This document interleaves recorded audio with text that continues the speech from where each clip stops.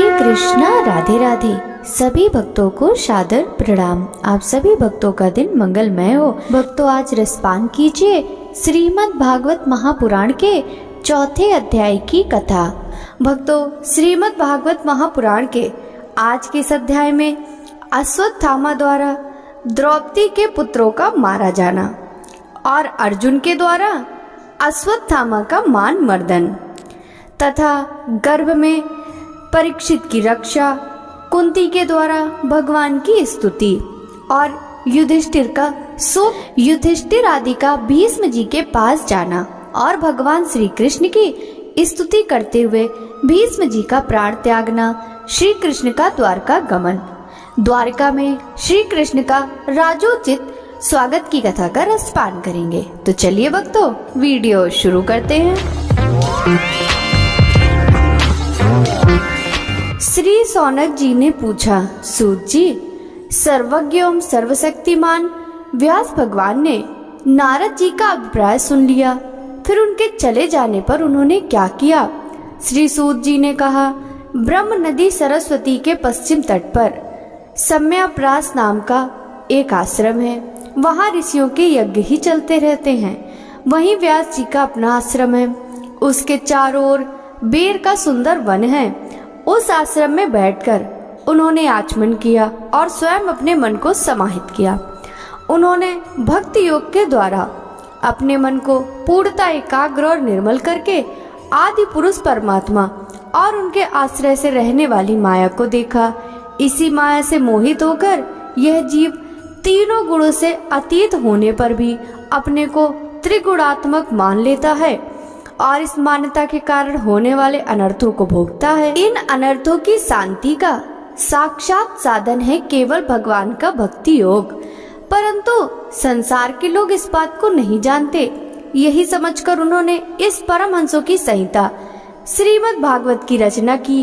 इसके श्रवण मात्र से पुरुषोत्तम भगवान श्री कृष्ण के प्रति परम प्रेममयी भक्ति हो जाती है, जिससे जीव के शोक, मोह और भय नष्ट हो जाते हैं। उन्होंने इस भागवत संहिता का निर्माण और पुनरावृत्ति करके इस अपने निवृत्ति परायण पुत्र श्री सुखदेव जी को पढ़ाया। श्री सौनक जी ने पूछा, श्री सुखदेव जी तो अत्यंत निवृत्ति परायण हैं। उन्हें किसी भी वस्तु की अपेक्षा नहीं है। वे सदा आत्मा में ही रमण करते हैं। फिर उन्होंने किस लिए इस विशाल ग्रंथ का अध्ययन किया? श्री सूत जी ने कहा, जो लोग ज्ञानी हैं, जिनकी अविद्या की गांठ खुल गई है और जो सदा आत्मा में ही रमण करने वाले हैं, वे भी भगवान की हेतु रहित भक्ति किया करते हैं, क्योंकि भगवान के गुण ऐसे ही मधुर हैं जो सबको अपनी ओर खींच लेते हैं। फिर श्री सुखदेव जी तो भगवान के भक्तों के अत्यंत प्रिय स्वयं भगवान व्यासदेव के पुत्र हैं। भगवान के गुणों ने उनके हृदय को अपनी ओर खींच लिया और उन्होंने उससे विवश होकर ही इस विशाल ग्रंथ का अध्ययन किया। सौनक जी, अब मैं राजर्षि परीक्षित के जन्म, कर्म और मोक्ष की तथा पांडवों के स्वर्गारोहण की कथा कहता हूँ, क्योंकि इन्हीं से भगवान श्री कृष्ण अनेक कथाओं का उदय होता है। जिस समय महाभारत युद्ध में कौरव और पांडव दोनों पक्षों में बहुत से वीर गति को प्राप्त हो चुके थे और भीमसेन की गदा के प्रहार से दुर्योधन की जांघ टूट गई थी, तब अश्वत्थामा ने अपने स्वामी दुर्योधन का प्रीकार समझकर द्रौपदी के सोते हुए पुत्रों के सिर काटकर उसे भेंट किए। यह घटना दुर्योधन को भी अप्रिय ही लगी, क्योंकि ऐसे नीच कर्म की सभी निंदा करते हैं। उन बालकों की माता द्रौपदी अपने पुत्रों का निधन सुनकर अत्यंत दुखी हो गई। उसकी आंखों में आंसू छलछलाए, वह रोने लगी। अर्जुन ने उन्हें सांत्वना देते हुए कहा, कल्याणी, मैं तुम्हारे आंसू तब पोंछूंगा जब उस आतताई ब्राह्मण धम का सिर गांडीव धनुष के बाणों से काटकर तुम्हें भेंट करूंगा और पुत्रों की अंत्येष्टि क्रिया के बाद तुम उस पर पैर रखकर स्नान करोगी। अर्जुन ने इस मीठी और विचित्र बातों से द्रौपदी को सांत्वना दी और अपने मित्र भगवान श्री कृष्ण की सलाह से उन्हें सारथी बनाकर कवच धारण करके और अपने भयानक गांडीव धनुष को लेकर वे रथ पर सवार हुए तथा गुरुपुत्र अश्वत्थामा के पीछे दौड़ पड़े। बच्चों की हत्या से अश्वत्थामा भी मन उद्विग्न हो गया था। जब उसने दूर से ही देखा कि अर्जुन मेरी ओर झपटे हुए आ रहे हैं, तब वह अपने प्राणों की रक्षा के लिए पृथ्वी पर जहां तक भाग सकता था रुद्र से भयभीत सूर्य की भांति भागता रहा। जब उसने देखा कि मेरे रथ के घोड़े थक गए और मैं बिल्कुल अकेला हूँ, तब उसने अपने को बचाने का एकमात्र साधन ब्रह्मास्त्र ही समझा। यद्यपि उसे ब्रह्मास्त्र को लौटाने की विधि मालूम नहीं थी, फिर भी प्राण संकट देखकर उसने आचमन किया और ध्यानस्थ होकर ब्रह्मास्त्र का संधान किया। उस अस्त्र से सब दिशाओं में एक बड़ा प्रचंड फैल गया। अर्जुन ने देखा कि अब तो मेरे प्राणों पर ही आ बनी है। तब उन्होंने श्री कृष्ण से प्रार्थना की। अर्जुन ने कहा, श्री कृष्ण, तुम सच्चिदानंद स्वरूप परमात्मा हो, तुम्हारी शक्ति अनंत है, तुम ही भक्तों को अभय देने वाले हो। जो संसार की धधकती हुई आग में जल रहे हैं, उन जीवों को उससे उतारने वाले एकमात्र तुम ही हो। तुम प्रकृति से परे रहने वाले आदि पुरुष साक्षात परमेश्वर हो। अपनी चित्त शक्ति से बहिरंग एवं त्रिगुणमयी माया को दूर भगाकर अपने अद्वितीय स्वरूप में स्थित हो। वही तुम अपने प्रभाव से माया मोहित जीवों के लिए धर्म आदि कल्याण का विधान करते हो। तुम्हारा यह अवतार पृथ्वी का भार हरण करने के लिए और तुम्हारे अनन्य प्रेमी भक्तों जनों के निरंतर स्मरण ध्यान करने के लिए है। स्वयं प्रकाश स्वरूप श्री कृष्ण, यह भयंकर तेज सब ओर से मेरी ओर आ रहा है। यह क्या है, कहां से क्यों आ रहा है, इसका मुझे बिल्कुल पता नहीं है।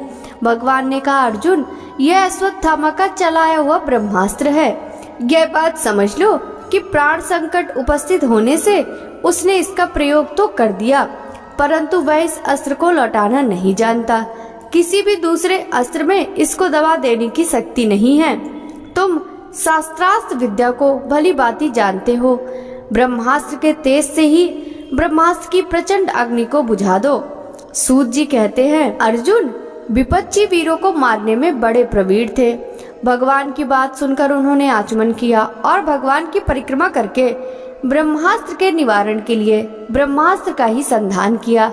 बाणों से वेष्टित उन दोनों ब्रह्मास्त्रों के तेज प्रलयकालीन सूर्य एवं अग्नि के समान आपस में टकराकर सारे आकाश और दिशाओं में फैल गए और बढ़ने लगे। तीनों लोगों को जलाने वाली उन दोनों अस्त्रों की बढ़ी हुई लपटों से प्रजा जलने लगी और उसे देखकर सबने यही समझा कि प्रलय काल की सामर्थक अग्नि है। उस आग से प्रजा का और लोगों का नाश होते हुए देख भगवान की अनुमति से अर्जुन ने उन दोनों को ही लौटा लिया।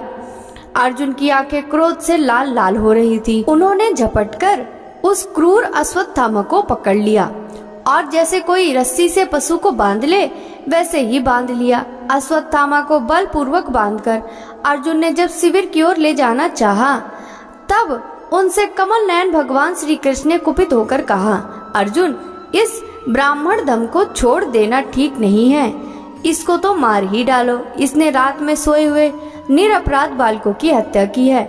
धर्मवेत्ता पुरुष, असावधान मतवाले पागल, सोए हुए बालक, स्त्री, विवेक ज्ञान शून्य, शरणागत, रथहीन और भयभीत शत्रु को कभी नहीं मारते, परंतु जो दुष्ट और क्रूर पुरुष दूसरों को मारकर अपने प्राणों का पोषण करता है, उसका तो वध ही उसके लिए कल्याणकारी है, क्योंकि वैसी आदत को लेकर यदि वह जीता है तो वह और भी पाप करता है और उन पापों के कारण नरकगामी होता है।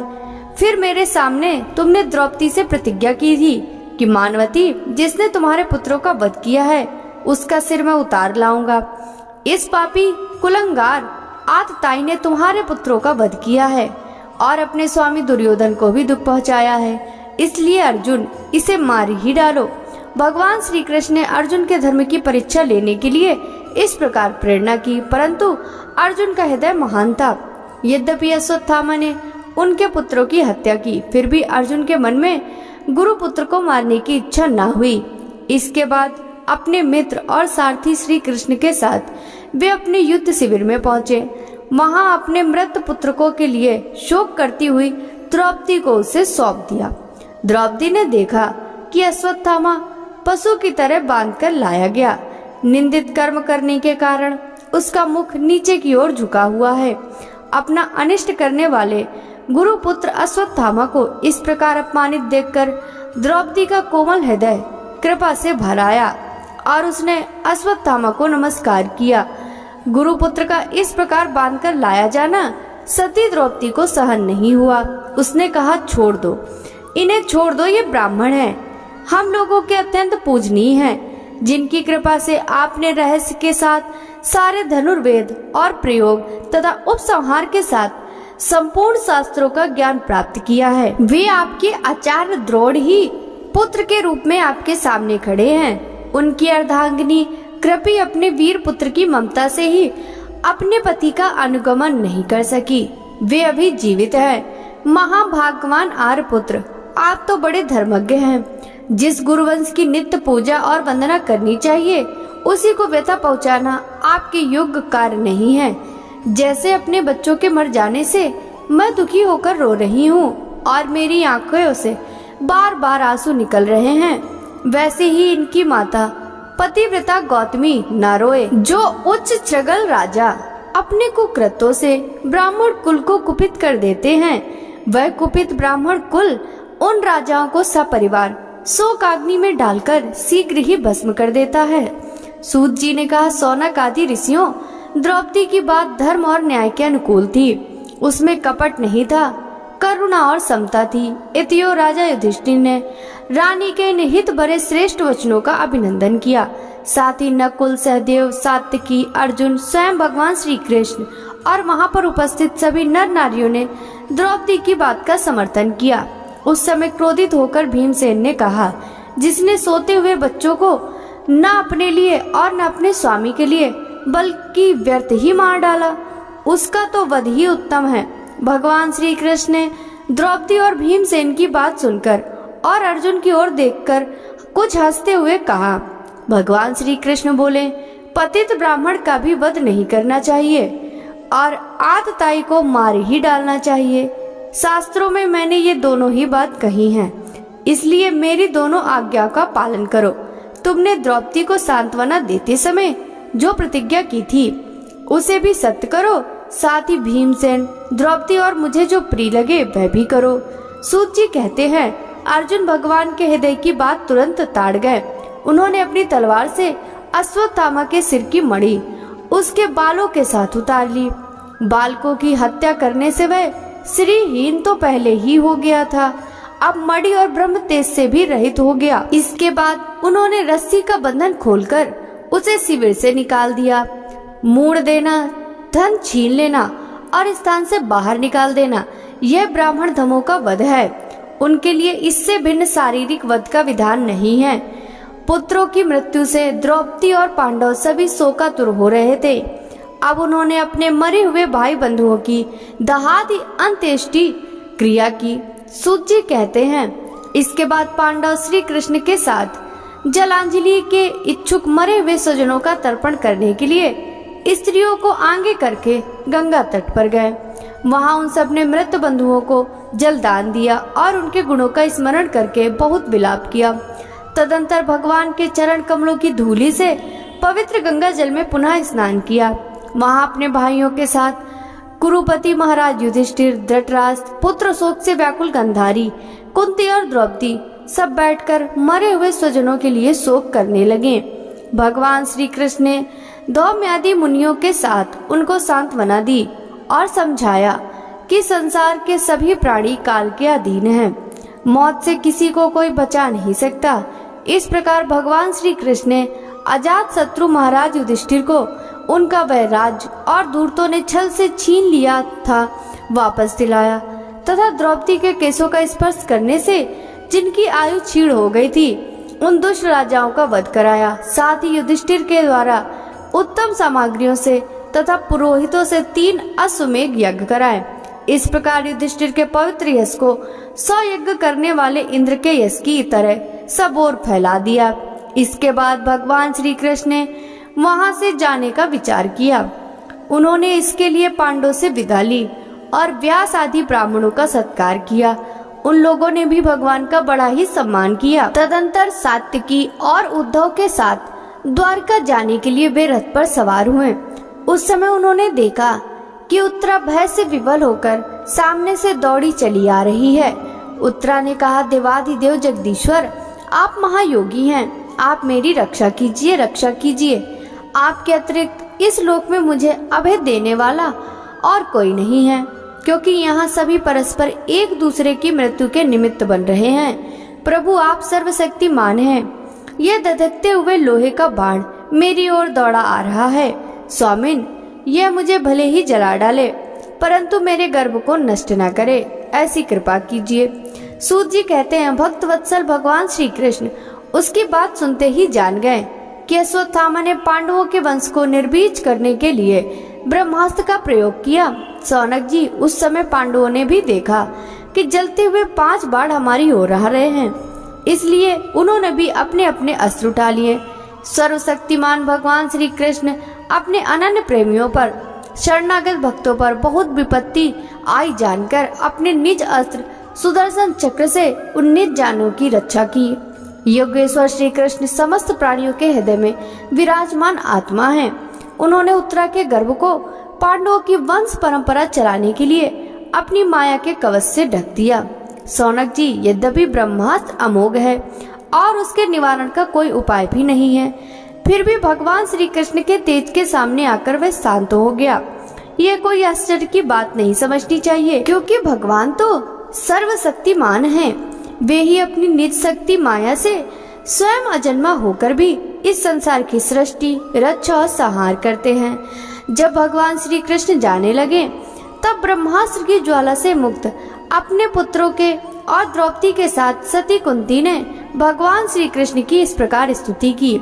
कुंती ने कहा, आप समस्त जीवों के बाहर और भीतर एक रस स्थित है, फिर भी इंद्रियों और वृत्तियों से देखे नहीं जाते, क्योंकि आप प्रकृति से परे आदि पुरुष परमेश्वर हैं। मैं आपको नमस्कार करती हूँ। इंद्रियों से कुछ जाना जाता है, उसी तह में आप विद्यमान रहते हैं और अपनी ही माया के पर्दे से अपने को ढके रहते हैं। मैं अबोध नारी आप अविनाशी पुरुषोत्तम को भला कैसे जान सकती हूँ? जैसे मूढ़ लोग दूसरा भेष धारण किए हुए नट को प्रत्यक्ष देखकर नहीं पहचान सकते, वैसे ही आप दिखते हुए भी नहीं दिखते। आप शुद्ध हृदय वाले विचारशील जीवन मुक्त परमहंसों के हृदय में अपनी प्रेममयी भक्ति का सृजन करने के लिए अवतीर्ण हुए हैं। फिर हम अल्प बुद्धि स्त्रियां आपको कैसे पहचान सकती हैं? आप श्री कृष्ण वासुदेव देवकी नंदन नंद गोप के लाडले लाल गोविंद को हमारा बारंबार प्रणाम है, जिनकी नाभि से ब्रह्मा का जन्म स्थान कमल प्रकट हुआ है, जो सुंदर कमलों की माला धारण करते हैं, जिनके नेत्र कमल के समान विशाल और कोमल हैं, जिनके चरण कमलों में कमल का चिन्ह है। श्री कृष्ण, ऐसे आपको मेरा बारंबार नमस्कार है। ऋषिकेश, जैसे आपने दुष्ट कंस के द्वारा कैद की हुई चिरकाल से शोकग्रस्त देवकी की रक्षा की थी, वैसे ही पुत्रों के साथ मेरी ही अपने बारंबार विपत्तियों से रक्षा की है। आप ही हमारे स्वामी हैं, आप सर्वशक्तिमान हैं। श्री कृष्ण, कहां से कहां तक गिनाऊं? विष से, लाक्षागृह की भयानक आग से, हिडिंब आदि राक्षसों की दृष्टि से, दुष्टों की धूत सभा से, वनवास की विपत्तियों से और अनेक बार के युद्धों में अनेक महारथियों के शस्त्रास्त्रों से और अभी अभी इस अश्वत्थामा के ब्रह्मास्त्र से भी आपने ही हमारी रक्षा की है। जगत गुरु, हमारे जीवन में सर्वदा पद पद पर विपत्तियां आती रही, क्योंकि विपत्तियों में ही निश्चित रूप से आपके दर्शन हुआ करते हैं और आपके दर्शन हो जाने पर फिर जन्म मृत्यु के चक्कर में नहीं आना पड़ता।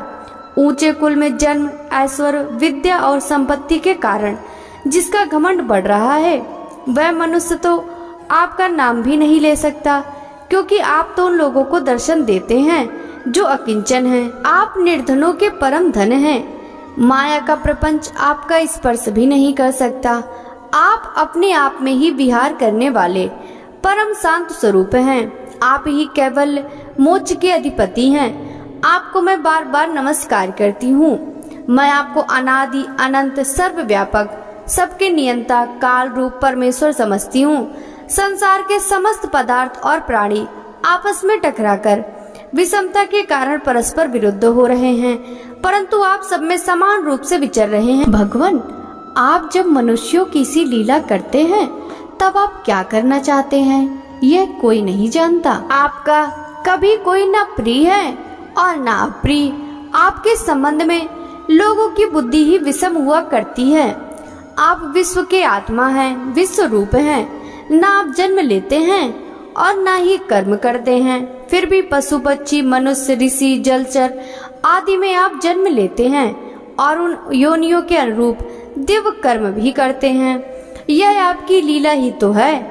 जब बचपन में आपने दूध की मटकी फोड़कर यशोदा मैया को खिजा दिया था और उन्होंने आपको बांधने के लिए हाथ में रस्सी ली थी, तब आपकी आंखों में आंसू छलक आए थे, काजल कपोलों पर बह चला था, नेत्र चंचल हो रहे थे और भय की भावना से आपने अपने मुख को नीचों की ओर झुका लिया था। आपकी उस दशा का लीला छवि का ध्यान करके मैं मोहित हो जाती हूँ। भला जिससे भय भी भय मानता है उसकी यह दशा। आपने अजन्मा होकर भी जन्म क्यों लिया? इसका कारण बतलाते हुए कोई कोई महापुरुष यूँ कहते हैं कि जैसे मलयाचल की कीर्ति का विस्तार करने के लिए उसमें चंदन प्रकट होता है, वैसे ही अपने प्रिय भक्त पुण्य श्लोक राजा यदु की कीर्ति का विस्तार करने के लिए आपने उनके वंश में अवतार ग्रहण किया। दूसरे लोग यूँ कहते हैं कि वसुदेव और देवकी ने पूर्व जन्म में सुतपा और पृष्टि के रूप में आपसे यही वरदान प्राप्त किया था, इसलिए आप अजन्मा होते हुए भी जगत के कल्याण और दैत्यों के नाश के लिए उनके पुत्र बने हैं। कुछ और लोग यूँ कहते हैं कि यह पृथ्वी दैत्यों के अत्यंत भार से समुद्र में डूबते हुए जहाज की तरह डगमगा रही थी, पीड़ित हो रही थी। तब ब्रह्मा की प्रार्थना से उसका भार उतारने के लिए ही आप प्रकट हुए। कोई महापुरुष यूँ कहते हैं कि जो लोग संसार में अज्ञान, कामना और कर्मों के बंधन में जकड़े हुए पीड़ित हो रहे हैं, उन लोगों के लिए श्रवण और स्मरण करने योग्य लीला करने के विचार से ही आपने अवतार ग्रहण किया। भक्तजन बार बार आपके चरित्र का श्रवण, गान, कीर्तन एवं स्मरण करके आनंदित होते रहते हैं। वे ही अविलंब आपके उस चरण कमल का दर्शन कर पाते हैं जो जन्म मृत्यु के प्रवाह को सदा के लिए रोक देता है। प्रभु, क्या अब आप अपने आश्रित और संबंधी हम लोगों को छोड़कर जाना चाहते हैं? आप जानते हैं कि आपके चरण कमलों के अतिरिक्त हमें और किसी का सहारा नहीं है। पृथ्वी के राजाओं के तो हम यूं ही विरोधी हो गए हैं। जैसे जीव के बिना इंद्रियां शक्तिहीन हो जाती हैं, वैसे ही आपके बिना यदुवंशियों के और हमारे पुत्र पांडवों के नाम तथा रूप का अस्तित्व ही क्या रह जाता है। गदाधर, आपके विलक्षण चरण चिन्हों से चिन्हित यह कुरु चांगाल देश की भूमि आज जैसी शोभायमान हो रही है, वैसे आपके चले जाने के बाद न रहेगी। आपकी दृष्टि से प्रभाव से ही यह देश पकी हुई फसल तथा लता वृक्षों से समृद्ध हो रहा है। ये वन, नदी, पर्वत और समुद्र भी आपकी दृष्टि से ही वृद्धि को प्राप्त हो रहे हैं। आप विश्व के स्वामी हैं, विश्व के आत्मा हैं और विश्व रूप हैं। यदुवंशियों और पांडवों में मेरी बड़ी ममता हो गई है। आप कृपा करके स्वजनों के साथ जुड़े हुए इस स्नेह की दृढ़ फांसी को काट दीजिए। श्री कृष्ण, जैसे गंगा की अटखंड धारा समुद्र में गिरती रहती है, वैसी ही मेरी बुद्धि किसी दूसरी ओर ना जाकर आपसे ही निरंतर प्रेम करती रहे। श्री कृष्ण, अर्जुन के प्यारे सखा यदुवंश शिरोमणि, आप पृथ्वी के बाहर रूप राजवेशधारी दैत्यों को जलाने के लिए अग्नि स्वरूप हैं। आपकी शक्ति अनंत है गोविंद। आपका यह अवतार गौ, ब्राह्मण और देवताओं का दुख मिटाने के लिए ही है। योगेश्वर, चराचर के गुरु भगवान, मैं आपको नमस्कार करती हूँ। सूत जी कहते हैं, इस प्रकार कुंती ने बड़े मधुर शब्दों में भगवान की अधिकांश लीलाओं का वर्णन किया। यह सब सुनकर भगवान श्री कृष्ण अपनी माया से उसे मोहित करते हुए मंद मंद मुस्कुराने लगे। उन्होंने कुंती से कह दिया, अच्छा ठीक है, और रथ के स्थान से वे हस्तिनापुर लौट आए। वहां कुंती और सुभद्रा आदि देवियों से विदा लेकर जब वे जाने लगे, तब राजा युधिष्ठिर ने बड़े प्रेम से उन्हें रोक लिया। राजा युधिष्ठिर को अपने भाई बंधुओं के मारे जाने का बड़ा शोक हो रहा था। भगवान की लीला का मर्म जानने वाले व्यास आदि महर्षियों ने और स्वयं अद्भुत चरित्र करने वाले भगवान श्री कृष्ण ने अनेकों इतिहास कहकर उन्हें समझाने की बहुत चेष्टा की, परंतु उन्हें सांत्वना न मिली, उनका शोक न मिटा। सौनक आदि ऋषियों धर्मपुत्र राजा युधिष्ठिर को अपने स्वजनों के वध से बड़ी चिंता हुई। वे अविवेक युक्त चित्त से स्नेह और मोह के वश में होकर कहने लगे, भला मुझ दुरात्मा के हृदय में बदमूल हुए इस अज्ञान को देखो। मैंने सियार कुत्ते के आहार इस अनात्मा शरीर के लिए अनेक औक्षणी सेना का नाश कर डाला। मैंने बालक, ब्राह्मण, संबंधी, मित्र, चाचा, ताऊ, भाई, बंधु और गुरुजनों से द्रोह किया है। करोड़ों वर्षों में भी नरक से मेरा छुटकारा नहीं हो सकता। यद्यपि शास्त्र का वचन है कि राजा यदि प्रजा का पालन करने के लिए धर्म युद्ध में शत्रुओं को मारे तो उसे पाप नहीं लगता, फिर भी इससे मुझे संतोष नहीं होता। स्त्रियों के पति और भाई बंधुओं को मारने से उनका मेरे द्वारा यहाँ जो अपराध हुआ है उसका मैं गृहस्थित यज्ञादि के द्वारा मार्जन करने में समर्थ नहीं हूँ। जैसे कीचड़ से गंदा जल स्वच्छ नहीं किया जा सकता, मदिरा से मदिरा की अपवित्रता नहीं मिटाई जा सकती, वैसे ही बहुत से हिंसा बहुल यज्ञों के द्वारा एक भी प्राणी की हत्या का प्रायश्चित नहीं किया जा सकता। सूत जी कहते हैं, इस प्रकार राजा युधिष्ठिर प्रजाद्रोह से भयभीत हो गए। फिर सब धर्मों का ज्ञान प्राप्त करने की इच्छा से उन्होंने कुरुक्षेत्र की यात्रा की, जहाँ भीष्म पितामह सरसैया पर पड़े हुए थे। सौनक आदि ऋषियों उस समय उन सब भाइयों ने स्वर्ण जटित रथों पर, जिनमें अच्छे अच्छे घोड़े जुते हुए थे, सवार होकर अपने युधिष्ठिर का अनुगमन किया। उसके साथ व्यास, धौम आदि ब्राह्मण भी थे। सौनक जी अर्जुन के साथ भगवान श्री कृष्ण भी रथ पर चढ़कर चले। उन सब भाइयों के साथ महाराज युधिष्ठिर की ऐसी शोभा हुई मानो यक्षों से घिरे हुए स्वयं कुबेर जी ही जा रहे हों। अपने अनुचरों और भगवान श्री कृष्ण के साथ वहां जाकर पांडवों ने देखा भीष्म पितामह स्वर्ग से घिरे हुए देवताओं के समान पृथ्वी पर पड़े हुए हैं। उन लोगों ने उन्हें प्रणाम किया। सौनक जी उसी समय भरत वंशियों के गौर स्वरूप भीष्म पितामह को देखने के लिए सभी ब्रह्मर्षि, देवर्षि और राजर्षि वहां आए। पर्वत, नारद, धौम्य, भगवान, व्यास, बृहस्पति, भारद्वाज शिष्यों के साथ परशुराम जी भी, वशिष्ठ, इंद्रप्रमद, त्रित, गृतसमद, असित, कच्छिवान, गौतम, अत्रि, विश्वामित्र, सुदर्शन तथा और भी सुखदेव आदि सुतहदव महात्मा गण एवं शिष्यों के सहित कश्यप, अंगीरा, पुत्र, बृहस्पति आदि मुनिगण भी वहां पधारे। भीष्म पितामह धर्म को और देश काल के विभागों को कहाँ किस समय क्या करना चाहिए इस बात को जानते थे। उन्होंने उन बड़भागी ऋषियों को सम्मिलित हुआ देखकर उनका यथा योग्य सत्कार किया। वे भगवान श्री कृष्ण का प्रभाव भी जानते थे, अतः उन्होंने अपनी लीला से मनुष्य का वेश धारण करके वहां बैठे हुए तथा जगदीश्वर के रूप में हृदय में विराजमान भगवान श्री कृष्ण की बाहर तथा भीतर दोनों जगह पूजा की। पांडव बड़े विनय और प्रेम के साथ भीष्म पितामह के पास बैठ गए। उन्हें देखकर भीष्म पितामह की आंखें प्रेम के आंसुओं से भर गईं। उन्होंने कहा, धर्मपुत्रों, हाय हाय, यह बड़े कष्ट और अन्याय की बात है कि तुम लोगों को ब्राह्मण धर्म और भगवान के आश्रित रहने पर भी इतने कष्ट के साथ जीना पड़ा, जिसके तुम कदापि योग्य नहीं थे। अतिरथी पांडु की मृत्यु के समय तुम्हारी अवस्था बहुत छोटी थी। उन दिनों तुम लोगों के लिए कुंती रानी को और साथ साथ तुम्हें भी बार बार बहुत से कष्ट झेलने पड़े। जिस प्रकार बादल वायु के वश में रहते हैं, वैसे ही लोकपालों के सहित सारा संसार काल भगवान के अधीन है। मैं समझता हूँ कि तुम लोगों के जीवन में जो अप्रिय घटनाएं घटित हुई हैं, वे सब उन्हीं की लीला हैं। नहीं तो जहाँ साक्षात धर्मपुत्र राजा युधिष्ठिर हो, गदाधारी भीमसेन और धनुर्धारी अर्जुन रक्षा का काम कर रहे हो, गांडीव धनुष हो और स्वयं श्री कृष्ण सुहद हो, भला वहाँ भी विपत्ति की संभावना है। ये काल रूप श्री कृष्ण कब क्या करना चाहते हैं, इस बात को कोई भी नहीं जानता। बड़े बड़े ज्ञानी भी इसे जानने की इच्छा करके मोहित हो जाते हैं। युधिष्ठिर, संसार की ये सब घटनाएं ईश्वर इच्छा के अधीन हैं। उसी का अनुसरण करके तुम इस अनाथ प्रजा का पालन करो, क्योंकि अब तुम ही इसके स्वामी और इसके पालन करने में समर्थ हो। ये श्री कृष्ण साक्षात भगवान हैं और ये सबके आदि कारण और परम पुरुष नारायण हैं। अपनी माया से लोगों को मोहित करते हुए ये यदुवंशियों में छिपकर लीला कर रहे हैं। इनका प्रभाव अत्यंत गूढ़ एवं रहस्यमय है। युधिष्ठिर, उसे भगवान शंकर, देवर्षि नारद और स्वयं भगवान कपिल ही जानते हैं, जिन्हें तुम अपना ममेरा भाई, प्रिय मित्र और सबसे बड़ा हित मानते हो तथा जिन्हें तुमने प्रेमवश अपनी मंत्री, दूत और सारथिक बनाने में संकोच नहीं किया, वे स्वयं परमात्मा हैं।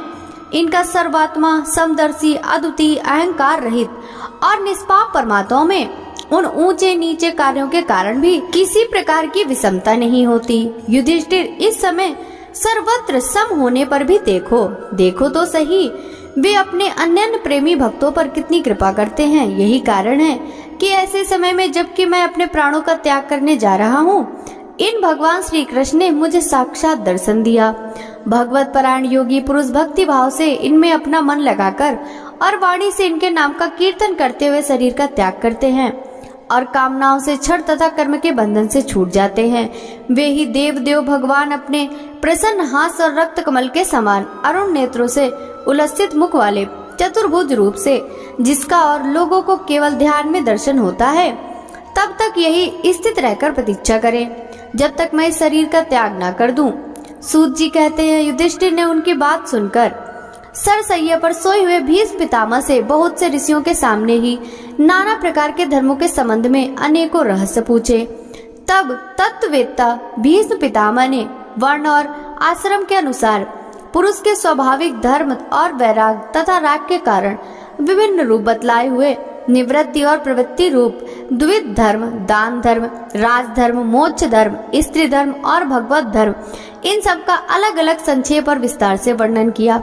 सौनक जी इनके साथ ही धर्म, अर्थ, काम और मोक्ष, इन चारों पुरुषार्थों का तथा इनकी प्राप्ति के साधनों का अनेक उपाख्यान और इतिहास सुनाते हुए विभाग सा वर्णन किया। भीष्म पितामह इस प्रकार धर्म का वचन कर ही रहे थे कि वह उत्तरायण का समय आ पहुंचा, जिसे मृत्यु को अपने अधीन भी रखने वाले भगवत परायण योगी लोग चाहा करते हैं।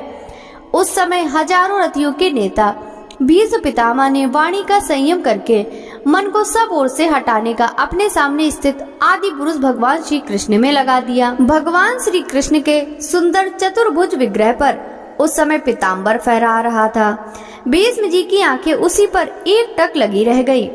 उनको शस्त्रों की चोट से जो पीड़ा हो रही थी, वह तो भगवान के दर्शन मात्र से ही तुरंत दूर हो गई थी।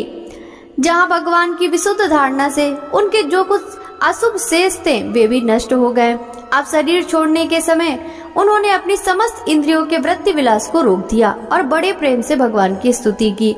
भीष्म जी ने कहा, मृत्यु के समय मैं अपनी यह बुद्धि जो अनेक प्रकार के साधनों का अनुष्ठान करने से अत्यंत शुद्ध एवं कामना रहित हो गई है, यदुवंश शिरोमणि अनंत भगवान श्री कृष्ण के चरणों में समर्पित करता हूँ, जो सदा सर्वदा अपने आनंदमय स्वरूप में स्थिर रहते हुए भी कभी विहार करने की, लीला करने की इच्छा से प्रकृति को स्वीकार कर लेते हैं, जिससे यह सृष्टि परंपरा चलती है, जिनका शरीर त्रिभुवन सुंदर एवं श्याम तमाल के समान सांवला है, जिस पर सूर्य रश्मियों के समान श्रेष्ठ पीताम्बर लहराता रहता है और कमल सदृश मुख पर घुंघराली अलके लटकती रहती हैं।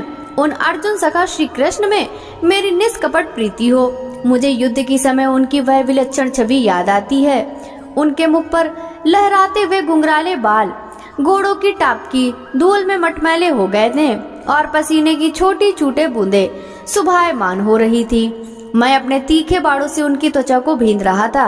उन सुंदर कवच मंडित भगवान श्री कृष्ण के प्रति मेरा शरीर, अंतःकरण और आत्मा समर्पित हो जाए। अपने मित्र अर्जुन की बात सुनकर जो तुरंत ही पांडव सेना और कौरव सेना के बीच में अपना रथ ले आए और वहां स्थित होकर जिन्होंने अपनी दृष्टि से शत्रु पक्ष के सैनिकों की आयु छीन ली, उन पार्थ सखा भगवान श्री कृष्ण में मेरी परम प्रीति हो। अर्जुन ने जब दूर से कौरव की सेना के मुखिया हम लोगों को देखा, तब पाप समझकर वह अपने स्वजनों के वध से विमुख हो गया। उस समय जिन्होंने गीता के रूप में आत्मविद्या का उपदेश करके उस सामयिक अज्ञान का नाश कर दिया, उन परम पुरुष भगवान श्री कृष्ण के चरणों में मेरी प्रीति बनी रहे। मैंने प्रतिज्ञा कर ली थी कि मैं श्री कृष्ण को शस्त्र ग्रहण कराकर छोड़ूंगा। उसे सत्य और ऊंची करने के लिए उन्होंने अपनी शस्त्र ग्रहण न करने की प्रतिज्ञा तोड़ दी। उस समय वे रथ से नीचे कूद पड़े और सिंह जैसे हाथी को मारने के लिए उस पर टूट पड़ता है, वैसे ही रथ का पहिया लेकर मुझ पर झपट पड़े। उस समय वे इतने वेग से दौड़े कि उनके कंधे का दुपट्टा गिर गया और पृथ्वी कांपने लगी। मुझ आतताई ने तीखे बाढ़ मारकर उनका शरीर का कवच तोड़ डाला था, जिससे सारा शरीर लहूलुहान हो रहा था। अर्जुन के रोकने पर भी वे बलपूर्वक मुझे मारने के लिए मेरी ओर दौड़े आ रहे थे। वे ही भगवान श्री कृष्ण जो ऐसा करते हुए भी मेरे प्रति अनुग्रह और भक्त वत्सलता से परिपूर्ण थे, मेरी एकमात्र गति हो, आश्रय हो।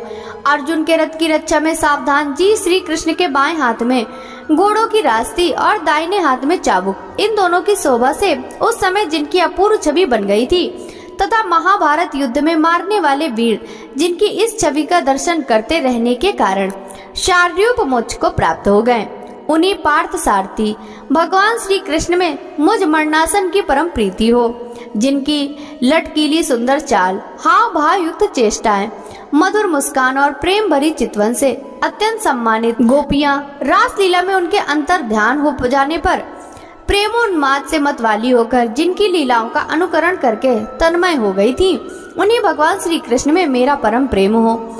जिस समय युधिष्ठिर का राजसूय यज्ञ हो रहा था, मुनियों और बड़े बड़े राजाओं से भरी हुई सभा में सबसे पहले सबकी ओर से इन्हीं सबके दर्शनीय भगवान श्री कृष्ण की मेरी आंखों के सामने पूजा हुई थी। वे ही सबके आत्मा प्रभु आज इस मृत्यु के समय मेरे सामने खड़े हैं। जैसे एक ही सूर्य अनेकों आंखों के रूप में दिखते हैं, वैसे ही अजन्मा भगवान श्री कृष्ण अपने ही द्वारा रचित अनेक शरीरधारियों के हृदय में अनेक रूप से जान पड़ते हैं। वास्तव में वे तो एक सबके हृदय में विराजमान ही हैं। उन्हीं भगवान श्री कृष्ण में मैं भेद भ्रम से रहित होकर प्राप्त हो गया हूँ। सूत जी कहते हैं, इस प्रकार भीष्म पितामह ने मन, वाणी और दृष्टि की वृत्तियों से आत्मस्वरूप भगवान श्री कृष्ण में अपने आप को लीन कर दिया। उनके प्राण वहीं विलीन हो गए और वे शांत हो गए। उन्हें अनंत ब्रह्म में लीन जानकर सब लोग वैसे ही चुप हो गए, जैसे दिन के बीत जाने पर पक्षियों का कलरव शांत हो जाता है। उस समय देवता और मनुष्य नगाड़े बजाने लगे, साधु स्वभाव के राजा भी उनकी प्रशंसा करने लगे और आकाश से पुष्पों की वर्षा होने लगी। सौनक जी, युधिष्ठिर ने उनके मृत शरीर की अंत्येष्टि क्रिया कराई और कुछ समय के लिए वे शोक मग्न हो गए। उस समय मुनियों ने बड़े आनंद से भगवान श्री कृष्ण उनके रहस्यमय नाम लेकर स्तुति की। इसके पश्चात अपने हृदय को श्री कृष्णमय बनाकर वे अपने अपने आश्रमों को लौट गए। तदंतर भगवान श्री कृष्ण के साथ युधिष्ठिर हस्तिनापुरी चले आए और उन्होंने वहां अपने चाचा धृतराष्ट्र और तपस्विनी गांधारी को ढाढ़स बंधाया। फिर धृतराष्ट्र की आज्ञा और भगवान श्री कृष्ण की अनुमति से समर्थ राजा युधिष्ठिर अपने वंश परंपरागत साम्राज्य का धर्म पूर्वक शासन करने लगे। सौनक जी ने पूछा, धार्मिक शिरोमणि महाराज युधिष्ठिर ने अपनी पैतृक संपत्ति को हड़प जाने की इच्छुक आतताइयों का नाश करके अपने भाइयों का साथ किस प्रकार से राज्य शासन किया और कौन कौन से काम क्यों किए, क्योंकि भोगों में तो उनकी प्रवृत्ति थी ही नहीं। सूत जी कहते हैं, संपूर्ण सृष्टि को उज्जीवित करने वाले भगवान श्री हरि परस्पर की कलहाग्नि से दग्ध कुरु वंश को पुनः अंकुरित कर और युधिष्ठिर को उनके राज सिंहासन पर बैठाकर बहुत प्रसन्न हुए। भीष्म पितामह और भगवान श्री कृष्ण के उपदेशों के श्रवण से उनके अंतःकरण में विज्ञान का उदय हुआ और भ्रांति मिट गई। भगवान के आश्रय में रहकर वे समुद्र पर्यंत सारी पृथ्वी का इंद्र के समान शासन करने लगे। भीमसेन आदि उनके भाई पूर्ण रूप से उनकी आज्ञाओं का पालन करते थे। युधिष्ठिर के राज्य में आवश्यकता अनुसार यथेष्ट वर्षा होती थी। पृथ्वी में समस्त अभीष्ट वस्तुएं पैदा होती थी। बड़े बड़े थनों वाली बहुत सी गौएं प्रसन्न रहकर गौशालाओं को दूध से सींचती रहती थी। नदियां, समुद्र, पर्वत, वनस्पति, लताएं और औषधियां प्रत्येक ऋतु में यथेष्ट रूप से अपनी अपनी वस्तुएं राजा को देती थी। अजात शत्रु महाराज युधिष्ठिर के राज्य में किसी प्राणी को कभी आदि व्याधि अथवा दैविक, भौतिक और आत्मिक क्लेश नहीं होते थे। अपने बंधुओं का शोक मिटाने के लिए और अपनी बहन सुभद्रा की प्रसन्नता के लिए भगवान श्री कृष्ण कई महीनों तक हस्तिनापुर में ही रहे। फिर जब उन्होंने राजा युधिष्ठिर से द्वारिका जाने की अनुमति मांगी, तब राजा ने उन्हें अपने हृदय से लगाकर स्वीकृति दे दी। भगवान उनको प्रणाम करके रथ पर सवार हुए। कुछ लोगों ने उनका आलिंगन किया तो कुछ छोटी उम्र वालों ने प्रणाम। उस समय सुभद्रा, द्रौपदी, कुंती, उत्तरा, गांधारी, धृतराष्ट्र, युवत्सु, कृपाचार्य, नकुल, सहदेव, भीमसेन, धौम और सत्यवती आदि सब मूर्छित से हो गए। वे सांग पाणी श्री कृष्ण का विरह नहीं सह सके। भगवत भक्त सत्पुरुषों के संग से जिसका दुसंग छूट गया है, वह विचारशील पुरुष भगवान के मधुर मनोहर सुयस को एक बार ही सुन लेने पर उसे छोड़ने की कल्पना भी नहीं करता। उन्हीं भगवान के दर्शन तथा स्पर्श से, उनके साथ आलाप करने से तथा साथ ही साथ सोने, उठने, बैठने और भोजन करने से जिनका संपूर्ण हृदय उनको समर्पित हो चुका था, वे पांडव भला उनका विरह कैसे सह सकते थे। उनका चित्र दवित हो रहा था। वे सब निर्विमेष नेत्रों से भगवान को देखते हुए इसने बंधन से बंधकर जहाँ तहाँ दौड़ रहे थे। भगवान श्री कृष्ण के घर से चलते समय उनके बंधुओं की स्त्रियां नेत्र उत्कंठावश उमड़ते हुए आंसू से भर आए, परंतु इस भय से कि कहीं यात्रा के समय अब शकुन न हो जाए, उन्होंने बड़ी कठिनाई से उन्हें रोक लिया। भगवान के प्रस्थान के समय मृदंग, शंख, भेरी, बीड़ा, ढोल, निरसिंग से धुंधरी, नंगारे, घंटे और दुदुम्बिया आदि बजने लगे। भगवान के दर्शन की लालसा से कुरुवंश की स्त्रियां अटारियों पर चढ़ गई और प्रेम, लज्जा और मुस्कान से युक्त चितवन से भगवान को देखती हुई उन पर पुष्पों की वर्षा करने लगी। उस समय भगवान के प्रिय सखा घुंघराले बालों वाले अर्जुन ने अपने प्रीतम श्री कृष्ण का श्वेत छत्र, जिससे मोतियों की झालर लटक रही थी और जिसका डंडा रत्नों का बना हुआ था, अपने हाथ में ले लिया। उद्धव और सात्विकी बड़े विचित्र चवर डुलाने लगे। मार्ग में भगवान श्री कृष्ण चारों ओर से पुष्पों की वर्षा हो रही थी। बड़ी ही मधुर झांकी थी। जहाँ तहाँ ब्राह्मणों के दिए हुए सत्य आशीर्वाद सुनाई पड़ रहे थे। वे सगुण भगवान के तो अनुरूप ही थे, क्योंकि उनमें सब कुछ, परंतु निर्गुण के अनुरूप नहीं थे, क्योंकि उनमें कोई प्राकृत गुण नहीं है। हस्तिनापुर की कुलीन रमणियां, जिनका चित्त भगवान श्री कृष्ण में रम गया था, आपस में ऐसी बातें कर रही थीं जो सबके कान और मन को आकृष्ट कर रही थीं। वे आपस में कह रही थीं, सखियों, ये वे ही सनातन परम पुरुष हैं जो प्रलय काल के समय भी अपने अद्वितीय निर्विवेश स्वरूप में स्थिर रहते हैं। उस समय सृष्टि के मूल ये तीनों गुण भी नहीं रहते। जगत आत्मा ईश्वर में जीव भी लीन हो जाते हैं और महत्वादी समस्त शक्तियाँ अपने कारण अव्यक्त सी हो जाती हैं। उन्होंने ही अब फिर अपने नाम रूप रहित स्वरूप में नाम के रूप निर्माण की इच्छा की तथा अपनी काल शक्ति से प्रेरित प्रकृति का, जो उनके अंशभूत जीवों को मोहित कर लेती है और सृष्टि की रचना में प्रवृत्त रहती है, अनुसरण किया और व्यवहार के लिए वेदादि शास्त्रों की रचना की। इस जगत में जिसके स्वरूप का साक्षात्कार जितेंद्रिय योगी अपने प्राणों को वश में करके भक्ति से प्रफुल्लित निर्मल हृदय से किया करते हैं, वे श्री कृष्ण वही साक्षात परम ब्रह्म है।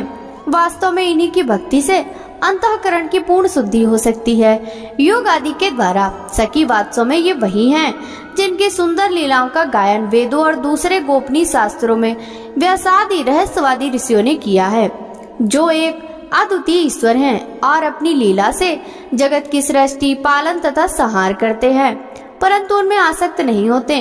जब तामसी बुद्धि वाले राजा अधर्म से अपना पेट पालने लगते हैं, तब यही सत्व गुण को स्वीकार, ऐश्वर्य, सत्य, रित, दया और यश प्रकट करते और संसार के कल्याण के लिए युग युग में अनेकों अवतार धारण करते हैं। अहो, यह यदुवंश परम प्रशंसनीय है, क्योंकि लक्ष्मीपति पुरुषोत्तम श्री कृष्ण ने जन्म ग्रहण करके इस वंश को सम्मानित किया है। वह पवित्र मधुवन ब्रजमंडल भी अत्यंत धन इन्हें अपने शैशव किशोर अवस्था में घूम फिरकर सुशोभित किया है। बड़े हर्ष की बात है कि द्वारिका ने स्वर्ग के यश का तिरस्कार करके पृथ्वी के पवित्र यश को बढ़ाया। क्यों ना हो वहाँ की प्रजा अपने स्वामी भगवान श्री कृष्ण को, जो बड़े प्रेम से मंद मंद मुस्कुराते हुए उन्हें कृपा दृष्टि से देखते हैं, निरंतर निहारती रहती हैं। सखी, जिनका इन्होंने पाणी ग्रहण किया, उन स्त्रियों ने अवश्य व्रत, स्नान, हवन आदि के द्वारा इन परमात्मा की आराधना की होगी, क्योंकि वे बार बार इनकी उस अधर सुधा का पान करती हैं, जिसके स्मरण मात्र से ही ब्रजबालाएं आनंद से मूर्छित हो जाया करती थी। ये स्वयंवर में शिशुपाल आदि मतवाले राजाओं का मान मर्दन करके जिनको अपने बाहुबल से हर लाए थे तथा जिनके पुत्र प्रद्युम्न, सांब, आम्ब आदि हैं, वे रुक्मणी आठों पटरानियां और भामासुर को मारकर लाई हुई हैं। जो इनकी हजारों पत्नियां हैं, वे वास्तव में धन्य हैं, क्योंकि इन सभी ने स्वतंत्रता और पवित्रता से रहित स्त्री जीवन को पवित्र और उज्जवल बना दिया। इनकी महिमा का वर्णन कोई क्या करे। इनके स्वामी साक्षात कमल नयन भगवान श्री कृष्ण हैं, जो नाना प्रकार की प्रिय चेष्टाओं तथा पारिजात आदि प्रिय वस्तुओं की भेंट से इनके हृदय में प्रेम और आनंद की अभिवृद्धि करते हुए कभी क्षण के लिए भी इन्हें छोड़कर दूसरी जगह नहीं जाते। हस्तिनापुर की स्त्रियां इस प्रकार बातचीत कर रही थी कि भगवान श्री कृष्ण मंद मुस्कान और प्रेम पूर्ण चितवन से उनका अभिनंदन करते हुए वहां से विदा हो गए। अजात शत्रु युधिष्ठिर ने भगवान श्री कृष्ण की रक्षा के लिए हाथी, घोड़े, रथ और पैदल सेना उनके साथ कर दी। उन्हें स्नेहवश ये शंका हो आई थी कि कहीं रास्ते में शत्रु इन पर आक्रमण न कर दें। सुदृढ़ प्रेम के कारण कुरुवंशी पांडव भगवान के साथ बहुत दूर तक चले गए। वे लोग उस समय भावी विरह से व्याकुल हो रहे थे। भगवान श्री कृष्ण ने उन्हें बहुत आग्रह करके विदा किया और सात्यकी, उद्धव आदि प्रेमी मित्रों के साथ द्वारिका की यात्रा की। सौनक जी ने कुरुजंघाल, पांचाल, सूरसेन, यमुना के तटवर्ती प्रदेश, ब्रह्मावर्त, कुरुक्षेत्र, मत्स्य, सारस्वत और मरुधन्व देश को पार करके सौरवीर और आभीर देश के पश्चिम आनर्त देश में आए। उस समय अधिक चलने के कारण भगवान के रथ के घोड़े कुछ थक से गए थे। मार्ग में स्थान स्थान पर लोग उपहार आदि के द्वारा भगवान का सम्मान करते। सायंकाल होने पर वे रथ से भूमि पर उतर आते और जलाशय पर जाकर संध्या वंदन करते। यह उनकी नित्यचर्या थी। सूत जी कहते हैं, श्री कृष्ण ने अपने समृद्ध आनर्त देश में पहुंचकर वहां के लोगों की विरह वेदना बहुत कुछ शांत करते हुए अपना श्रेष्ठ पांचजन नामक शंख बजाया। भगवान की होंठों की लाली से लाल हुआ वह श्वेत वर्ण का शंख बजते समय उनके कर कमलों में ऐसा शोभायमान हुआ जैसे लाल रंग के कमलों पर बैठकर कोई राजहंस उच्च स्वर से मधुर गान कर रहा हो।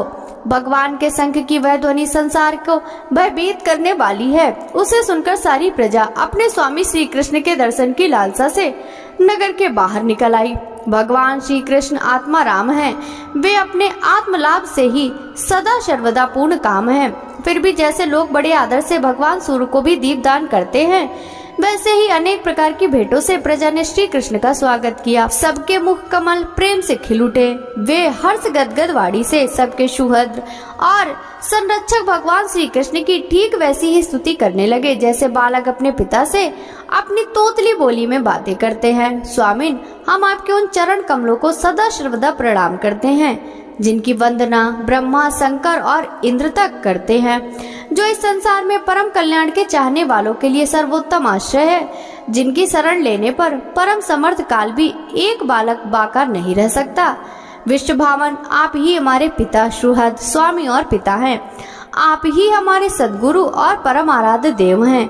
आपके चरणों की सेवा से हम कृतार्थ हो रहे हैं।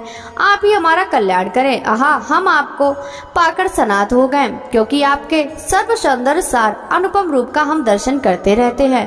कितना सुंदर मुख है, प्रेम पूर्ण मुस्कान से स्निग्ध चितवन। यह दर्शन तो देवताओं के लिए भी दुर्लभ है।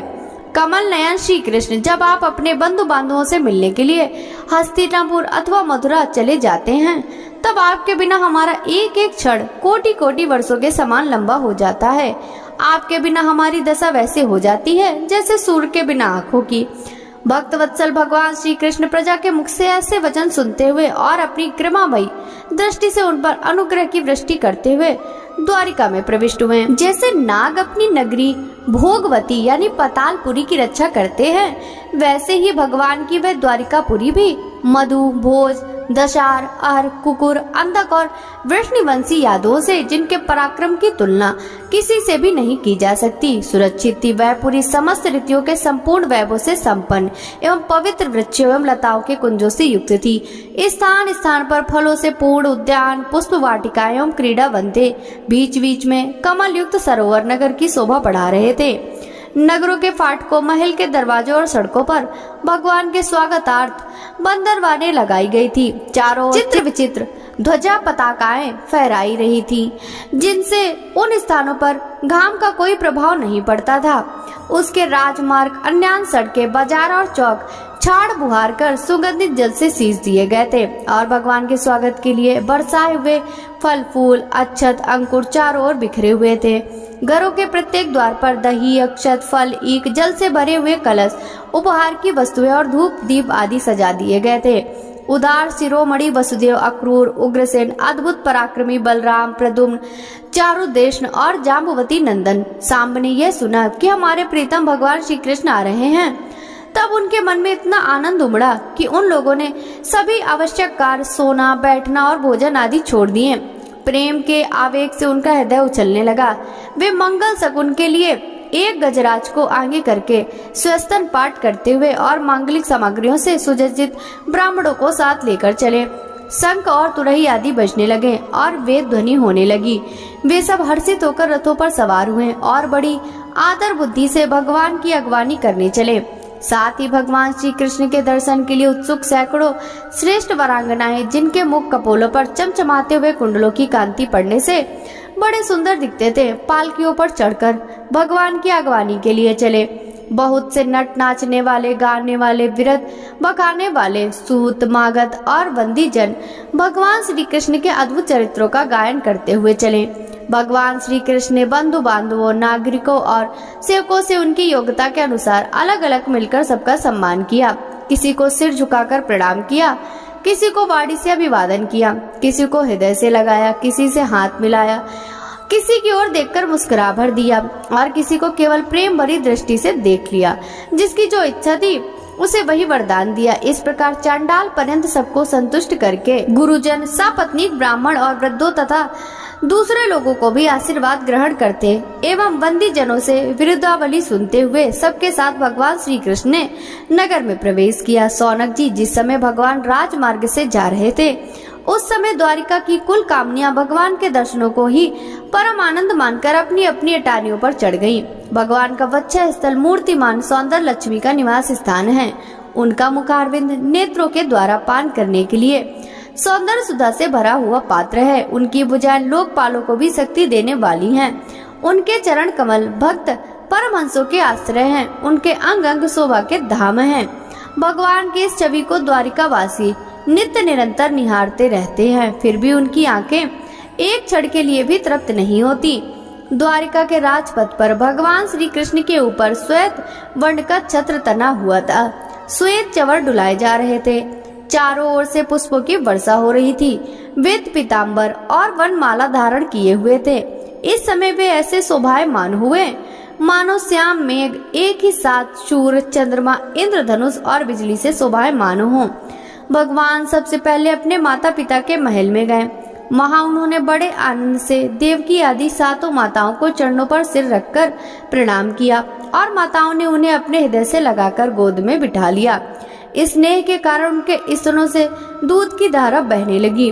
उनका हृदय हर्ष से विवल हो गया और आनंद के आंसुओं से उनका अभिषेक करने लगी।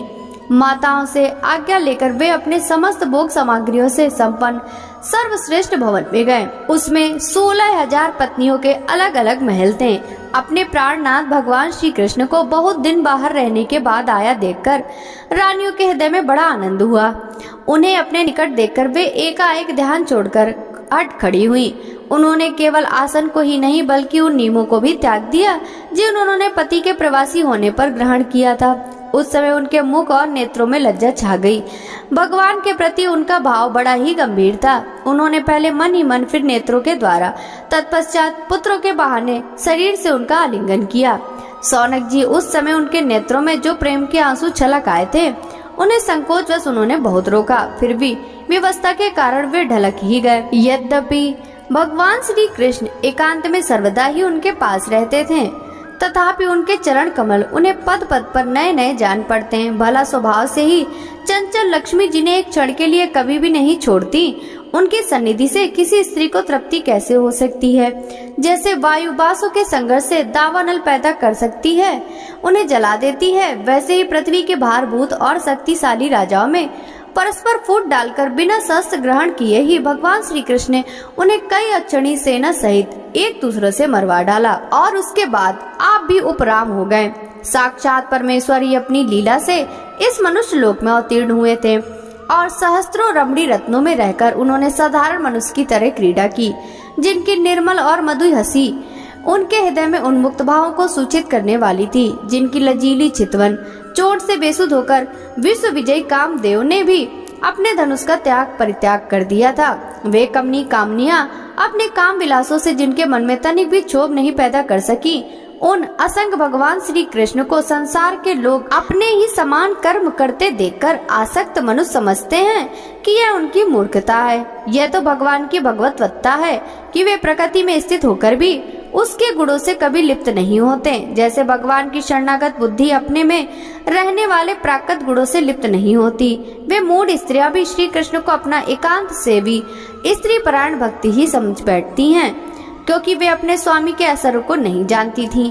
ठीक वैसे ही जैसे अहंकार की वृत्तियां ईश्वर को अपने धर्म से युक्त मानती हैं, सौनक जी ने कहा, अश्वत्थामा ने जो अत्यंत तेजस्वी ब्रह्मास्त्र चलाया था उससे उत्तरा का गर्भ नष्ट हो गया था। भक्तों, आगे की कथा का वृतांत हम कल के अध्याय में श्रवण करेंगे। श्रीमद् भागवत पुराण की यह कथा यदि आपको अच्छी लगी हो तो इस वीडियो को लाइक कर ज्यादा से ज्यादा भक्तों के साथ शेयर कीजिएगा, जिससे भगवान श्री कृष्ण की कृपा दृष्टि सदा सर्वदा आप सभी पर इसी प्रकार बनी रहे। साथ ही वीडियो के कमेंट बॉक्स में जय श्री कृष्ण जरूर लिखिएगा। आपसे मिलते हैं श्रीमद् भागवत महापुराण के प्रथम स्कंद के अंतर्गत की आगे की कथाओं के साथ। तब तक सभी भक्तों को हरे कृष्णा, राधे राधे।